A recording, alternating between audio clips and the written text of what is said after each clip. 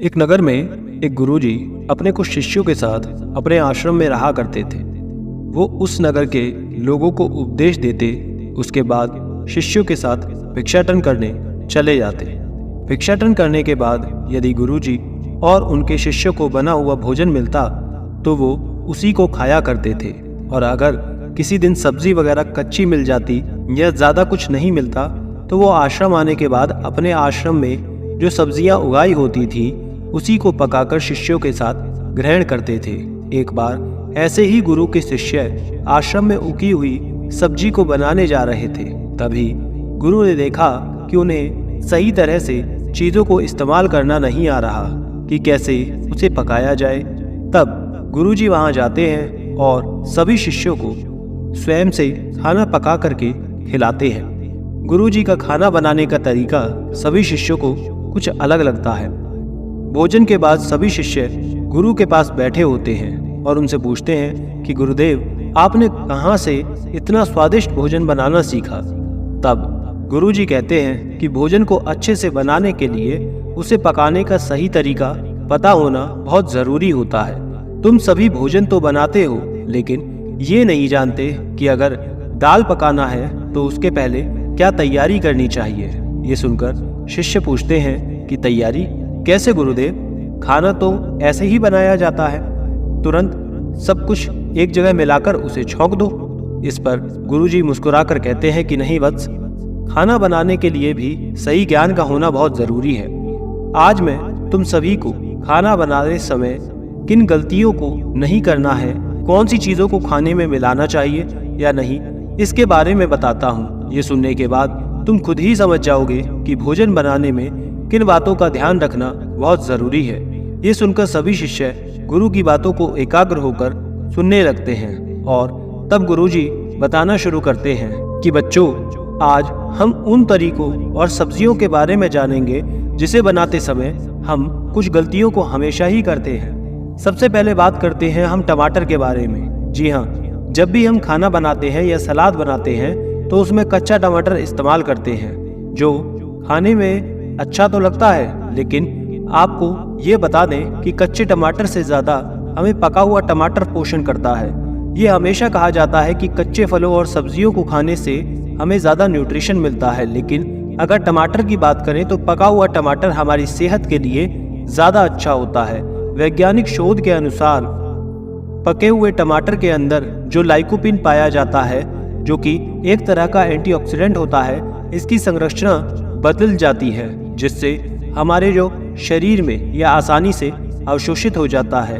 ये जो टमाटर के अंदर गर्मी से लाइकोपिन बनता है, ये कैंसर से लड़ने और बैड कोलेस्ट्रॉल को कम करने में मदद करता है, साथ ही एंटी एजिंग में भी फायदा करता है। जब आप कच्चा टमाटर खाते हैं तो इससे acid reflux, kidney stone, urine में जो प्रॉब्लम होती है, पेशाब संबंधी समस्याएं होती हैं, पेट की दिक्कतें, इन सब का खतरा बना रहता है। एसिडिटी बहुत ज़्यादा हो जाती है। इसलिए याद रखें कि अगर आपको टमाटर को इस्तेमाल करना है, अपनी डाइट में सिर्फ पका हुआ ही शामिल करें और कच्चा टमाटर खाने से जितना हो सके बचना चाहिए। खाना बनाते समय जो दूसरी गलती हम करते हैं वो है सब्जियों को पकाने में। अक्सर लोग जिन्हें वजन वगैरह कम करना होता है वो सब्जियों को उबालकर फिर उसे खाना पसंद करते हैं, लेकिन वो ये बात नहीं जानते कि जब हम सब्जियों को उबाल कर खाते हैं तो हमें उससे पूरा पोषण तत्व नहीं मिलता है। शोध के अनुसार सब्जियों को उबालने से उसमें मौजूद जो वाइटल न्यूट्रिएंट्स होते हैं, विटामिन बी और सी और दूसरे वाटर सॉल्युबल न्यूट्रिएंट्स जो होते हैं, वो पानी में घुल जाते हैं और बर्बाद हो जाते हैं। अगर आपको सब्जियों को उबाल करके उसके पानी को सूप की तरह अगर आप पीते हैं तब तो ये आपके लिए फायदा करता है, लेकिन बहुत लोग सब्जी उबाल करके उसके पानी को फेंक देते हैं, जो कि गलत है। अगर आप सब्जी को उबाल कर इस्तेमाल कर रहे हैं तो उस उबले हुए पानी को दूसरी किसी सब्जी में मिलाकर पकाएं या उससे आटा वगैरह आप गूंथ करके इस्तेमाल कर सकते हैं। वही सब्जी को पकाने का सबसे अच्छा तरीका है और इसे आप हल्का सौते कर सकते हैं, स्टीम करके ही पकाएं। ये आपके लिए एकदम हेल्दी रहता है और हर तरह से फायदा भी करता है। जिन्हें अपना वजन कम करना है वो भी इस तरह सब्जी पकाकर खा सकते हैं। खाना बनाते समय तीसरी गलती जो हम करते हैं वो है लहसुन के साथ। लहसुन एक ऐसा इंग्रेडिएंट है जिसे हम अपने खाने में स्वाद के साथ कई सारे फायदों के लिए करते हैं।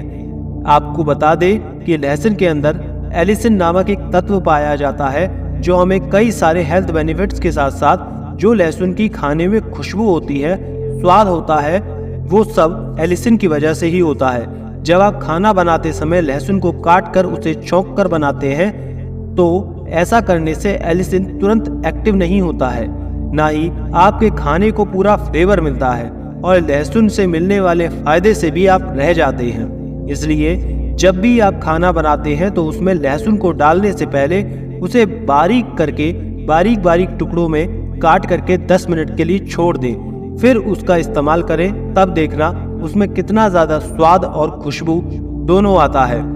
खाना बनाने में अगली गलती जो हम करते हैं, अनाज, दालों और फलियों से, ये जो सब्जियां हैं, ये जो चीज़ें हैं, हमारे खाने का मुख्य आधार होती हैं। लेकिन क्या हम इसे सही तरीके से बनाना जानते हैं? नहीं, हम इन्हें सही तरीके से पकाना नहीं जानते, ऐसे ही पकाने लगते हैं। लेकिन इसको बनाने का सही तरीका, सबसे ज़्यादा सही यही है कि जब आप दाल या फिर अनाज को पकाते हैं तो उसे पकाने से कुछ देर पहले पानी में अच्छे से धो करके उसी में छोड़ दें। जब आप अनाज या फिर दाल को पानी में कुछ देर भिगो करके छोड़ देते हैं तो उसमें मौजूद जो एंटी न्यूट्रिएंट्स होते हैं वो पानी के अंदर आ जाते हैं। आपने अक्सर देखा होगा कि जब आप दाल को पानी में भिगो कर छोड़ देते हैं तो कुछ देर के बाद पानी का जो रंग है वो मटमैला सा हो जाता है। तो ऐसा इसलिए होता है क्योंकि पानी में फाइटेट्स जो होते हैं वो आ जाते हैं। ये फाइटेट्स हमारे दालों या फिर अनाज के अंदर जो न्यूट्रिएंट्स होते हैं जैसे कि आयरन, जिंक, इसके अवशोषण को हमारे शरीर में रोक देते हैं और इसकी वजह से इसका पूरा फायदा, पोषण हमें नहीं मिल पाता है।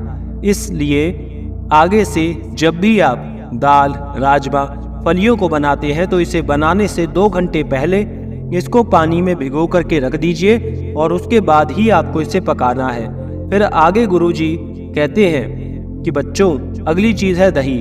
दही एक ऐसा डेयरी प्रोडक्ट है जो वर्षों से हमारे खाने का अहम हिस्सा रहा है। जब हम दही को खाते हैं तो इसके ऊपर जो पानी रहता है उसे बेकार समझ के फेंक देते हैं, लेकिन यही हमारी सबसे बड़ी गलती है क्योंकि ये पानी बेकार नहीं होता, वे प्रोटीन होता है जो सेहत के लिए सबसे अच्छा होता है। इसके अंदर विटामिन B12, कैल्शियम, फास्फोरस और प्रोटीन होता है। ये सभी चीज़ें हमारी सेहत को फायदा पहुंचाती हैं। तो आगे से दही को इस्तेमाल करें, खाएं, तो ये गलती भूल कर ना करें। एक काम और हम कर सकते हैं कि दही को सब्जी के अंदर पका करके हम उसे इस्तेमाल करते हैं। दही के अंदर प्रोबायोटिक्स पाए जाते हैं जो कि बैक्टीरिया होते हैं, जो कि सेहत के लिए बहुत अच्छे होते हैं। हमारे पेट के अंदर, गट्स के अंदर जाकर के फायदा करते हैं, हमारा डाइजेशन बेहतर करते हैं और इम्यूनिटी को भी बूस्ट करते हैं। लेकिन ये तब मिलता है जब हम दही को ऐसे ही खाते हैं। जब हम सब्जी वगैरह में मिलाकर पकाने लगते हैं तो ये सभी प्रोबायोटिक्स नष्ट हो जाते हैं और इसका कोई भी फायदा हमें नहीं मिलता है। तो अगर आपको दही का फायदा उठाना है तो आपको दही को कभी भी गर्म करके नहीं खाना चाहिए। अगर आप अपने सब्जी में दही को मिलाना ही चाहते हैं ताकि वो अच्छे से अच्छी ग्रेवी बन सके तो आप दही की जगह उसका सब्स्टिट्यूट इस्तेमाल कर सकते हैं जो कि है वाइट बटर। ये आपके खाने में वही दही वाला स्वाद, टेक्सचर लेकर आता है। वही दही से मिलने वाली खटास के लिए आप उसमें टमाटर या फिर खटाई या फिर अचार को मिला दें तो ये आपके खाने को अच्छा बना देगा।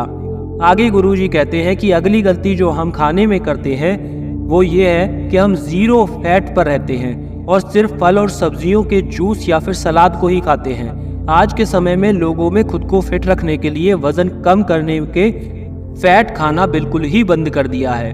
वो फल सब्जियों पर ही रह जाते हैं। विज्ञान के अनुसार व्यक्ति को फैट सोल्यूबल विटामिन जैसे कि vitamin A, vitamin D, vitamin E, vitamin के, फैट को खाना बहुत ज़रूरी होता है ताकि उनका अवशोषण शरीर में ठीक तरह से हो सके।